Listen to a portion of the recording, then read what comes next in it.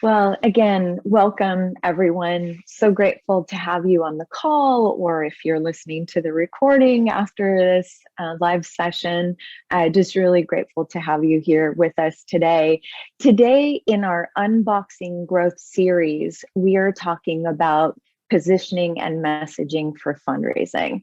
And, again, huge thanks to Leadership Global and the C-Suite Network for supporting us, sponsoring this and this session, and allowing us to come to you with and give back our knowledge.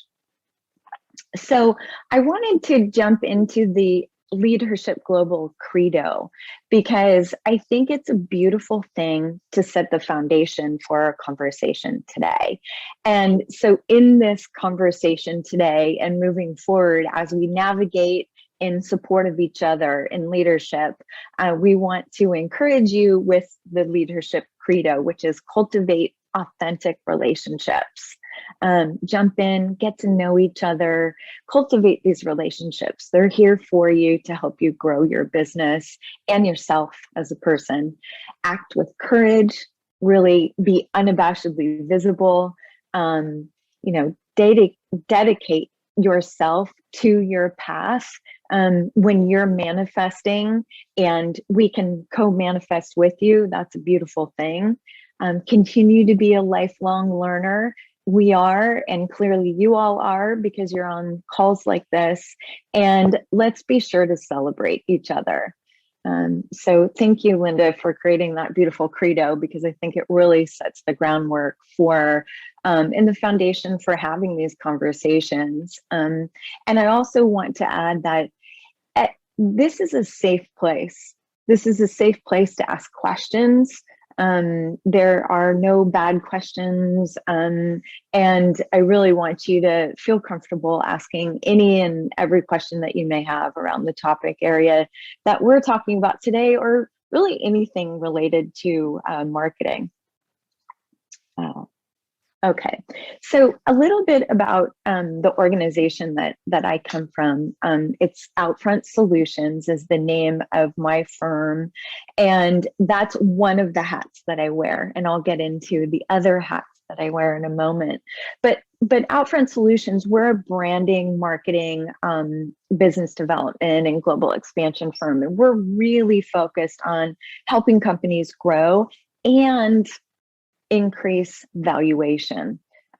Everything we do is focused on making sure that you're really building value in your company, because that's important. If you're interested in an exit, that's important for basically all aspects of what you're doing.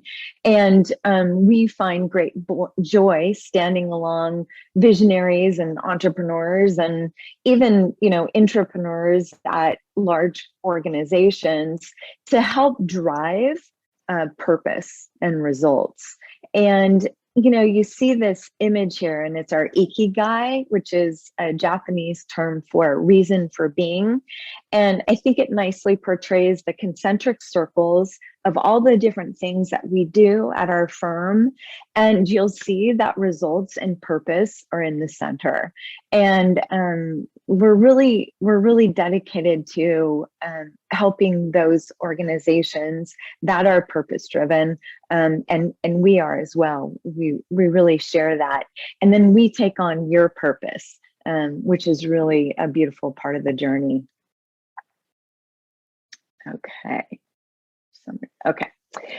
So in a busy marketplace, not standing out is the same as being invisible.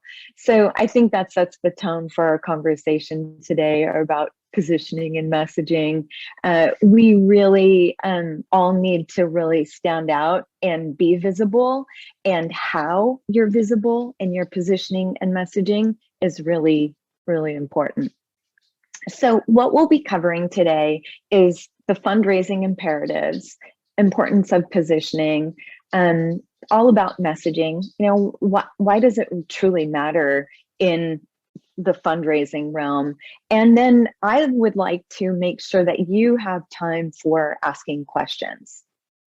So we will have a healthy amount of time to uh, get into discussion. Okay, for some reason I cannot advance my slide. Just do it this way. Okay, good.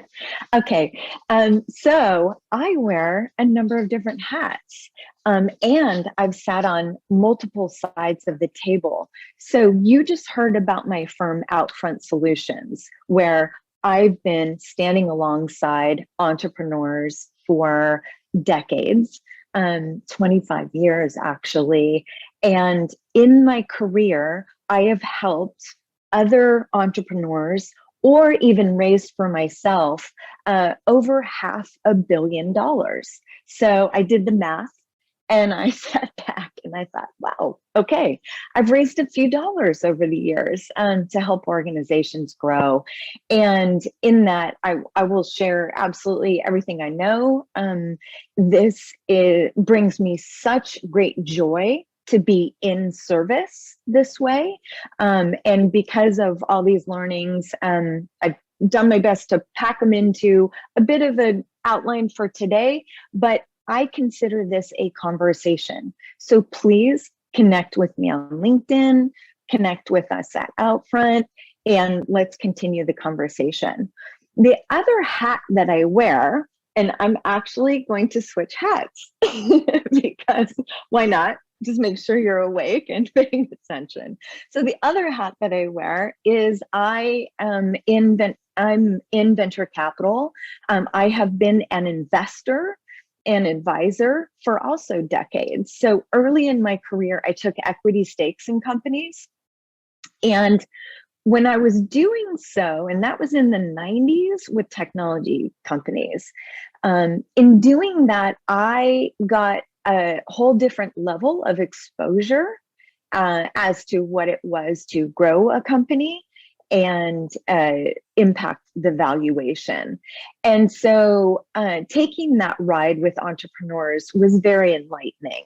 And I was incented differently. You know, it wasn't about delivering positioning and messaging and, you know, maybe doing some media relations or rolling out a go-to-market strategy. I had, you know, a stake in it. And I really got to love and appreciate what it is to have equity in companies outside of the ones that I work for or that I started myself. And so I got to know a lot of people in venture capital. So I have a heck of a network now, not only in Silicon Valley, but also globally. I've worked in Berlin and Turkey and in many different places in the world. And I really got a taste for being in venture.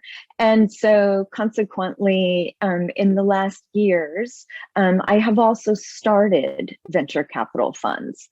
I've marketed them for many, many years, and some of the biggest venture capital funds in the world, one of which is Early Bird Venture Capital. That's one of the largest funds in Europe. And I literally launched them into the global market. They're absolutely crushing it. Their funds are absolutely massive. They have over $1 billion under money management. And then also recently just launched Fund 2 for Griffin Gaming Partners. This is a venture capital fund focused on the gaming market, and they reached over $1 billion under money management with Fund 2. So have done a lot of marketing for and with funds. And then I thought, you know what? There are a lot of markets that are underserved. And I need to step forward myself and make sure that we're funding everyone that, you know, is seeking funding, that we're not only looking at, you know, these teams of a lot of time men who have had track record success, but, you know, let's jump in and take a look at female founded businesses. And so I helped to start a fund called How Women Invest, which is a venture capital fund which is part of the How Women Lead ecosystem. So How Women Invest, we're raising Fund 2 right now. Fund 1 already had an exit 2 weeks ago, and that we launched during COVID and in record time. We closed the fund in 6 months. So I just wanted to say that I sit on both sides of the table. I am constantly helping companies look at positioning and messaging themselves. I'm also looking at investment opportunities as a fund advisor, and I am a LP, which is a limited partner investing in the fund, right? And then the last hat that I wear is I am also a venture partner for a new fund called Seed Milestone Fund. And we're investing in kind of more of the logistics in supply chain sector. And that touches a lot of people in the center of the country a lot of times. And those are very underserved markets. And so anyway, I'll be making an announcement about that later, but we're raising that fund currently. So sitting on both sides of the table as venture investor and fundraiser. So a couple of things I wanted to start off with is what I wish I knew at the beginning when I was starting to raise funds myself or help others in raising funds. I wish I knew which venture capital funds and investors truly honored women. Today, we have much greater visibility into that. And I am always offering to make sure to connect you with those who are investing in women. We, of course, are investing in women as How Women Invest, but there is now a greater and greater ecosystem. And I think it's important that we know that who's investing in women and or underserved markets. I wish I knew more about the due diligence process when I first started off.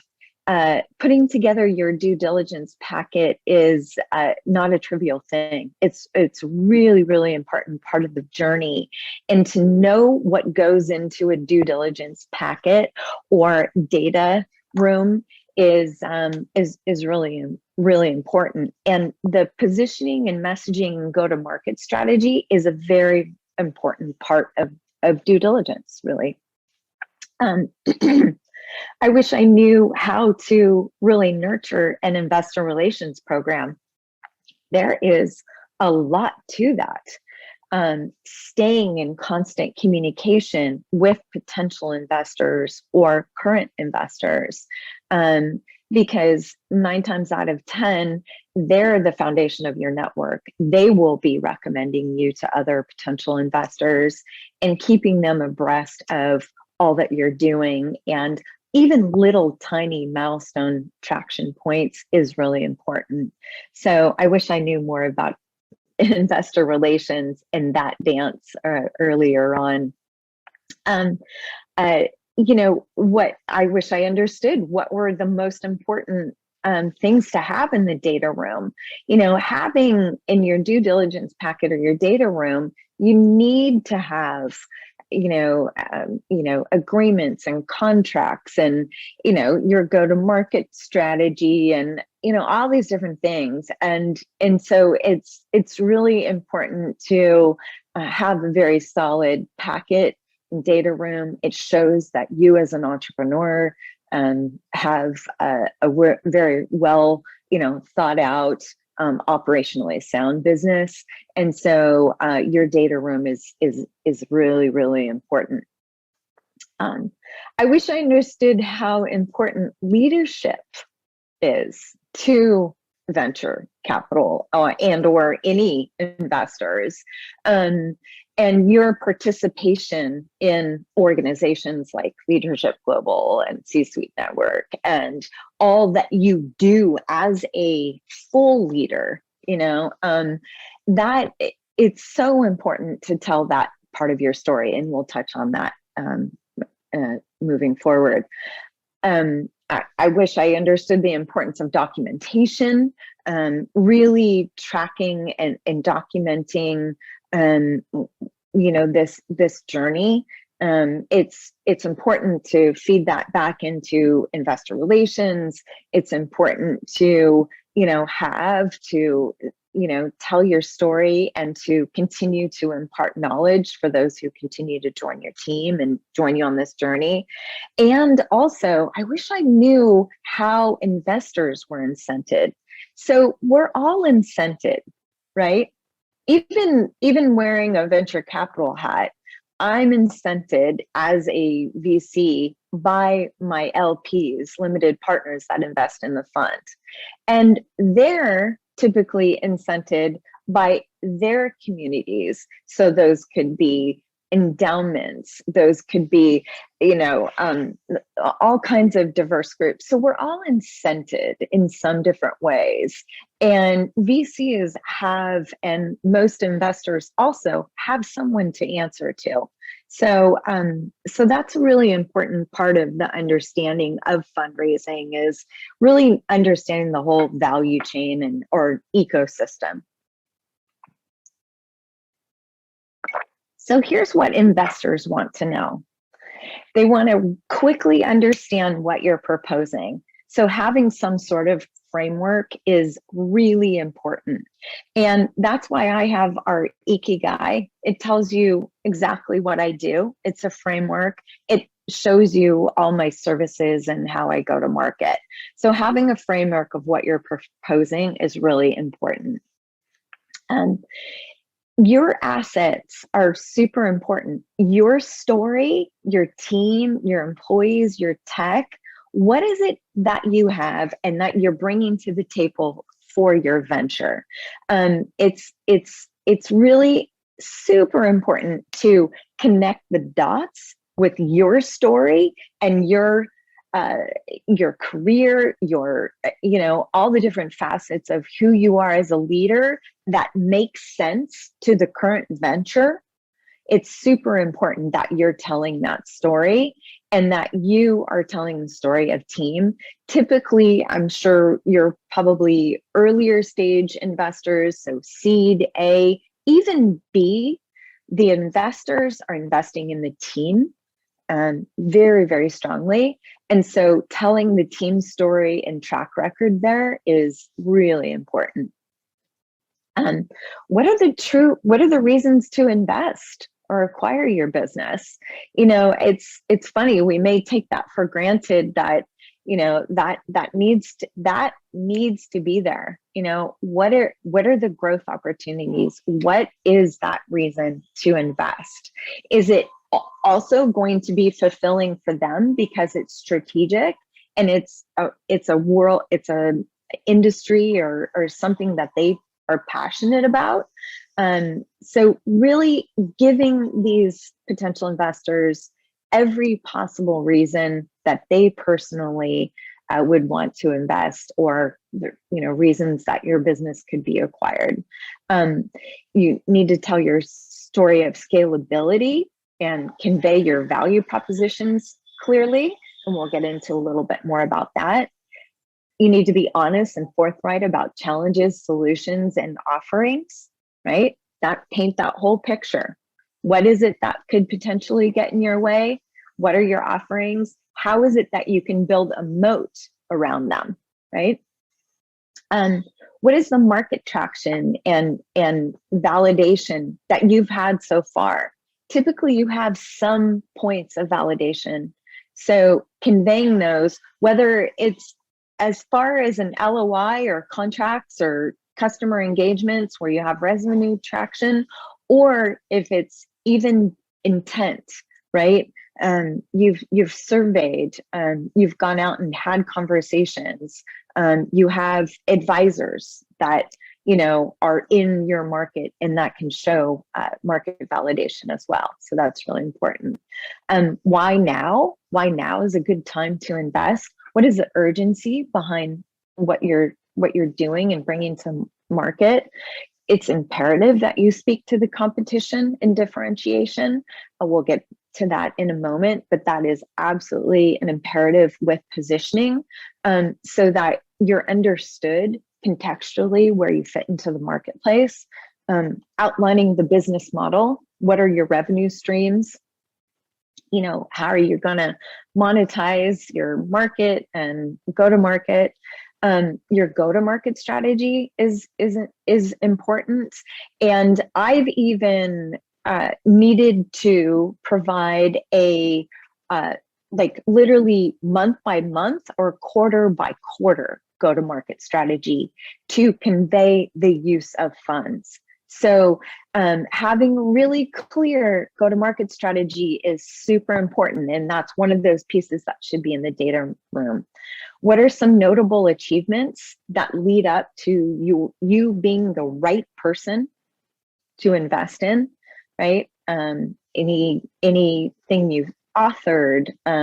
Even I put on my LinkedIn that I did a trek where I went over 18,000 feet, right? That shows that I'm a dedicated person and that, you know, I persevere and I'm resilient. So what are some notable achievements that, you know, paint a full picture of you as a leader? Of course, you need to have your financials and be really clear with not only the market opportunity, but, you know, any traction you've had so far and showing that traction. And then show your vision. You know, they want to see. So I always like to, in talks like this, shine a light on the many different ways that you can raise money, because a lot of times people just go directly to thinking it's only angel investments, it's only venture capital. No, there are so many different ways to raise. And I just put some of them on this slide. So it's friends and family, it's things like Angels List, it's crowdfunding. There are all kinds of platforms to raise money. There's raising money through the government in grants. There are platforms like Hello Alice. We actually invested in them as How Women Invest.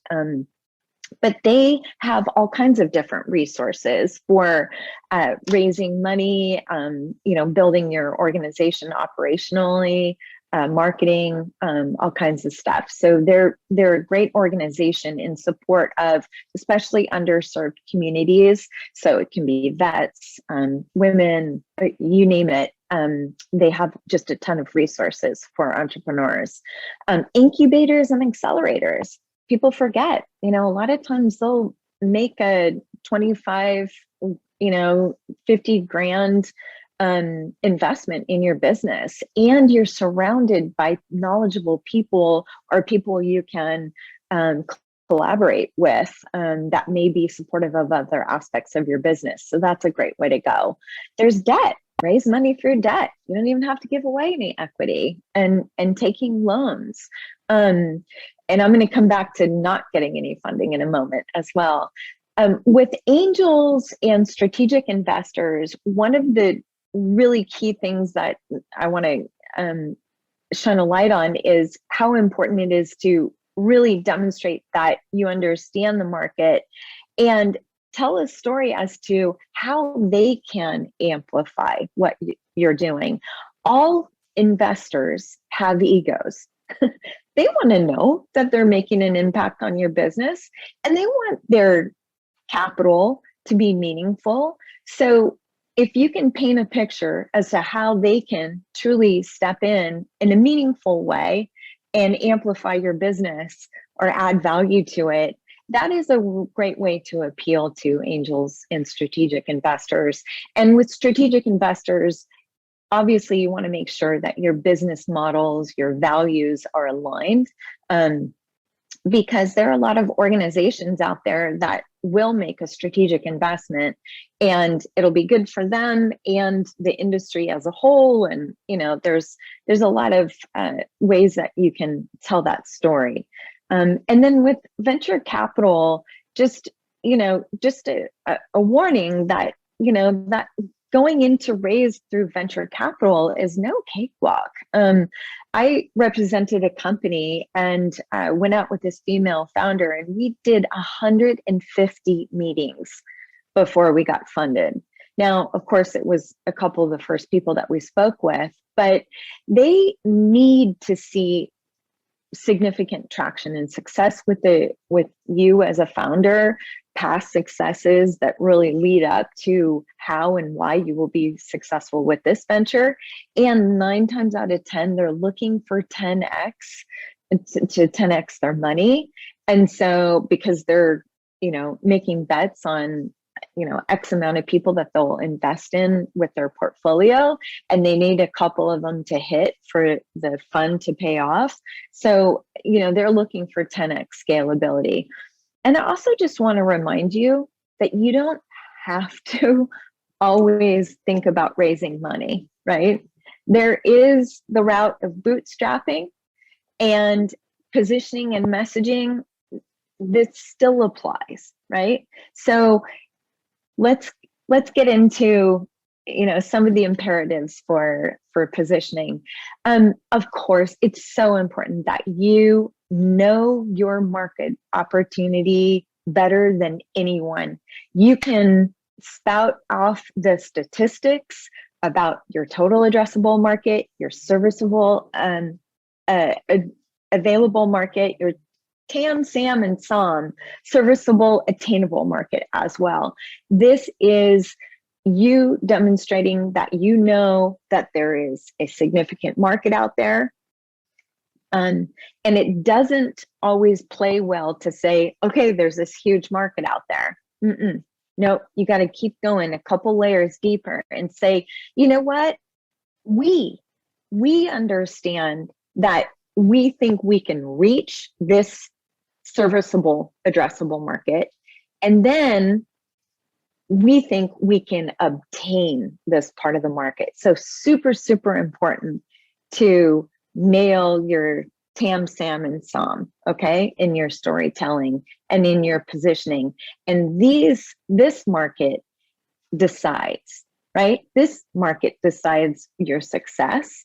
And this is typically your greatest area where you need to position, right? So with positioning, it's so important to have a differentiated place that really can occupy a unique place in the mind of all your different stakeholders, your investors, your customers, your employees, right? And so positioning is in with clarity and in a differentiated way is really, really super important. So I just wanted to give an example of a client that we worked with called Spike Games. And what I wanted to say is that with Spike Games, we positioned to where they wanted to go, not to the company that we were positioning that day, right? So with Spike Games, we decided that they're a social mobile gaming company, right? And they build mobile games, super fun, that delight players all over the world. So this was the positioning that we came up with for them. And when we went to market with them, we literally positioned from day one that they are a unicorn in the making, right? So that's what we mean by position to where the puck is going. And so we thought, we backed into what is it that a unicorn needs to convey, right? To raise that level of capital, reach that level of revenue. Well, they needed to convey their incredible track record, right, as leaders. And so the whole approach was to put this unicorn brand halo across everything that they do. And for them, the opportunity was, massive social connectivity. They had a previous exit that was successful. They were setting out to create joyful, emotional experiences. We could have just said, they're a games company and they create interesting properties. But no, we literally came to specific terms of creating joyful, emotional experiences. It's a much more visceral way of describing what it is that the end player gets from this casual social game, right? Um, we also wanted to align with the diversity and inclusion of the audience. So with their games, they're reaching a female market, in mobile gaming, actually in gaming across the world. There is 50% women are playing games, and the kind of core games, they hide behind fake names because they don't always want to show up as being a female in those environments. But women are a huge part of the gaming community. And so in positioning the company and the value proposition to the market, we needed to reflect our alignment with creating experiences that women find joy in, as well as showing the full range of diversity, also even in the team, because one of their goals was to attract top talent. And so we wanted to appeal to the market and show that we are a diverse team. And so that was an important part of the approach as well. And then this particular company was based in Turkey. And so a lot of times the media in the United States, they have a bit of a bias if you're not, based in the United States. And so we needed to tell the story of why Turkey made sense, and why, this Turkish ecosystem is feeding the global market. So the markets that they targeted were attracting talent. They needed to continue to appeal to the investment community. They needed to appeal to media and influencers, partners. So those are others that are going to publish their games globally, and game players. So it's important when you're going through the process of positioning and messaging, you're thinking about all your different audiences. And that may feel a little overwhelming. And you may think to yourself, oh, can I find one position that is going to appeal to all of these different audiences? And yes, you absolutely can. It's a lot of times it's digging into what is it that's unique and different that you're bringing to the world, right? And what is it that these different markets are going to understand? And then you're paying off your position with your messaging, and we'll talk about that later. So for Spike Games in particular, these are the different pillars or areas of positioning and the platform that we took. So when it came to leadership and talent, we wanted to convey that they had a culture of autonomy and they had aspirational leaders.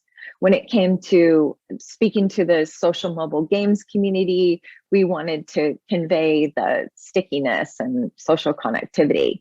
In gaming and entertainment, we wanted to convey, and this is also a positioning that impacted and supported the unicorn brand Halo, is that they were on mobile today, but metaverse and additional mediums tomorrow, right? So they weren't just solely focused on mobile, that they're building forever franchises. This is a term that another gaming company came up with. We just owned it. We stepped forward and we said, from day one, we're building forever franchises. Those are larger, those are higher grossing games, and we're creating joyful emotional experiences, right? Because there's confidence in the team that that's what we're creating. And so that's what we conveyed to the market out of the gate, and that we're focused on diversity and inclusion. So we're aligning our team with the marketplace, and we're making sure that we're creating products that are inclusive to the entire market. Well, the good news is, on the fundraising, we ended up just, garnering 164 different articles. And the reason why was because of the positioning and messaging. We went out of the gate telling a story of possibility, of where the puck was going, of the fact that we had this leadership team, right?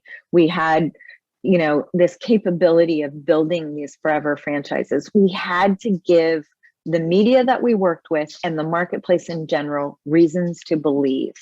And so that positioning was really key.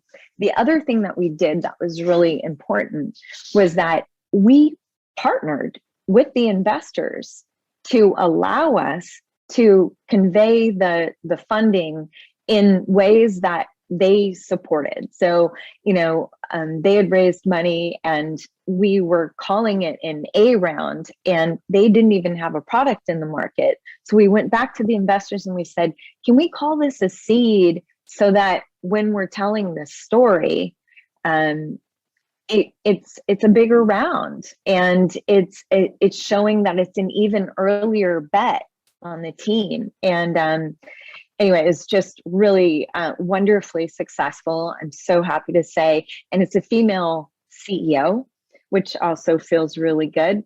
And she was record breaking. So that was another thing that we did. We highlighted the fact that this was a record breaking go to market. So that was just, a little around how positioning to the future is so important. And then in a little example around positioning, and we can talk about that, in our discussion. I want to kind of run through things quickly here to leave more time for conversation. But with messaging, messaging then supports your market position, right? And so it's really important to get down to the clear and concise way of describing what it is that you're bringing to market and your value propositions, and to pay off your positioning, right? And so it needs to be not only the words, but also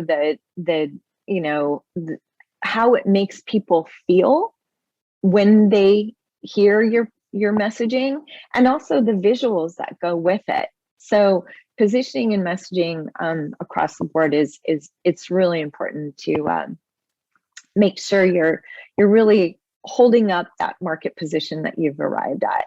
So here are a couple of do's and don'ts. Be confident.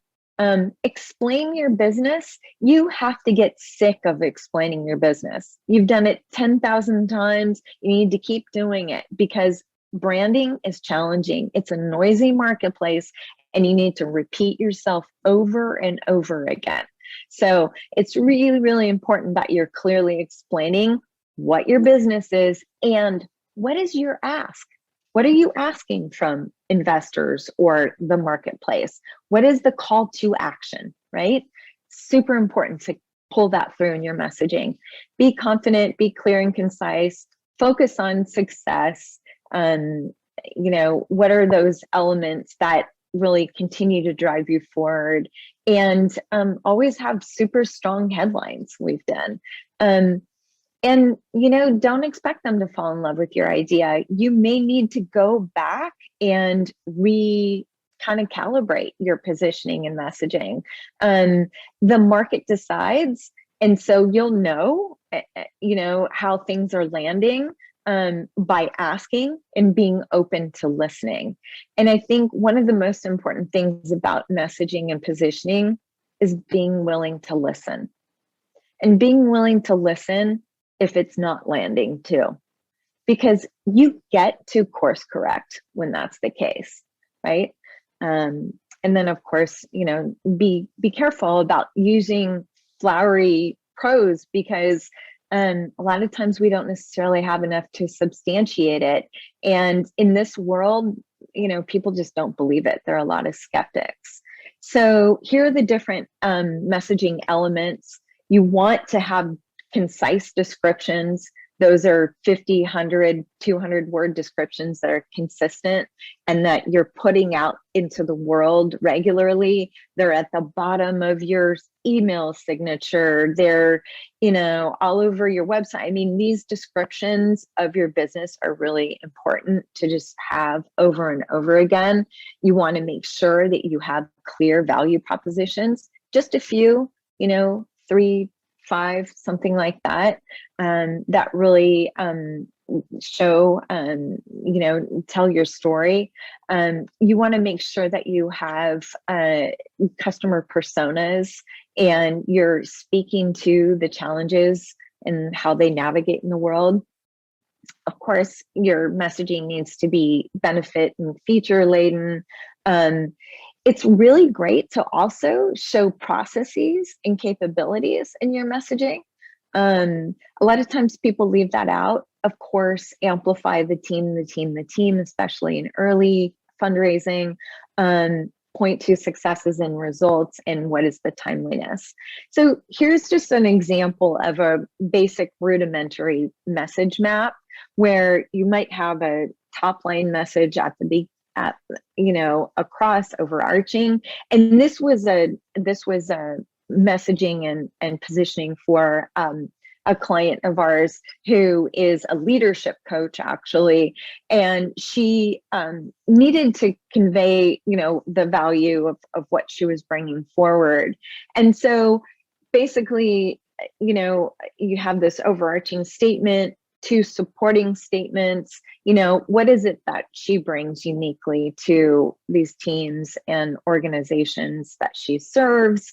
And then you want to have a number of proof points that roll up and support the second tier messages. So in this case of this leader, she's worked with really amazing organizations like Toyota Research Institute, and that's another model of a business that she wanted to continue working with. And then more about her leadership. She's on these different boards, right? So messaging really is the workhorse. It can help you stimulate demand. It converts people from just having interest into taking action. You're addressing people's questions and anticipating their questions and providing answers and anticipating what their objections might be. It helps to broaden and inspire other conversation. If you're bringing up a topic like diversity and inclusion in gaming, like, why would you bring that up? Well, it's important, right, in the marketplace, and it inspires additional conversation. It provides context. It's really important that you're just super inconsistent and sick of your message because you've given it so consistently for so long, and it helps people know and trust you. So